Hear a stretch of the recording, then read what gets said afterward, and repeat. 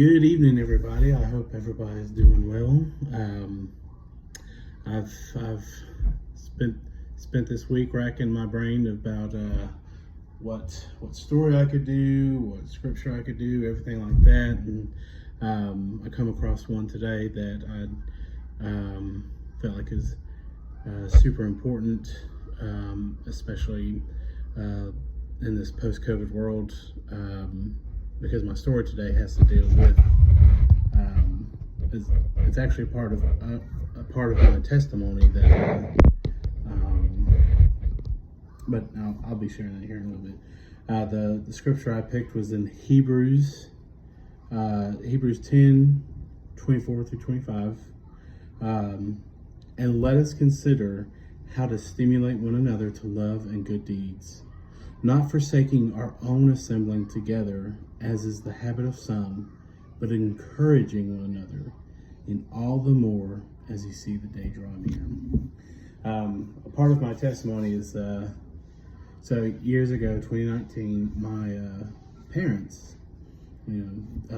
my father's pastor, he, a church down the coast in a pulpit community up to where we were living in Franklin at the time, and they listened to him preach, and they asked him to come preach down there a few times, and the church voted him in, and so he in 2019, him and my mom moved down to the coast, and they left me with the house. I was basically renting from them, and my younger brother stayed in the house with me as well.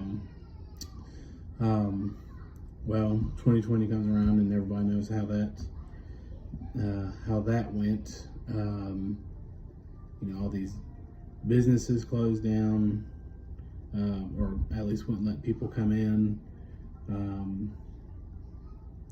Everybody was just separated themselves, social distancing and everything, and the worst part was the churches closed for a time. Well, the church I was going to at the time in Franklin, it decided to not gather for a while. There was a lot of older folk in the church, and so they were afraid for a time. And the place I worked at, I was the only one in the office. And then at that same time, I was having problems with my younger brother. He was constantly asking for money. He was trashing the house, and just a lot of problems there. He wasn't working or anything, so he was just constantly needing money. He would get very upset when I would tell him no.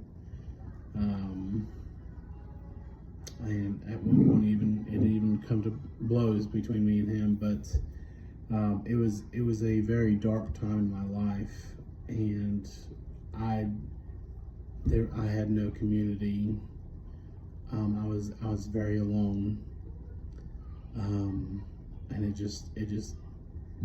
it almost led me down a very, very dark road. But by the grace of God, that did not happen.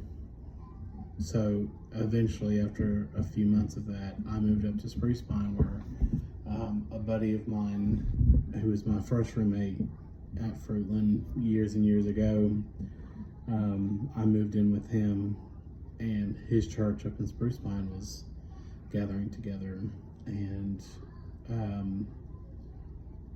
they were a very close-knit community, very, very welcoming, but they exemplified a gospel community, a Christ-centered gospel community, and it was very life-changing. I believe that God did a significant amount of growth through that time through me, and it was thanks to the gospel being preached in the pulpit and the gathering. They did not forsake the assembling together. but also I also learned, as the writer of Hebrews goes on, he said, it's the habit of some, but encouraging one another. It's not just enough to just go and see what you can get from it, but what you can give in it. And Christ showed me that time.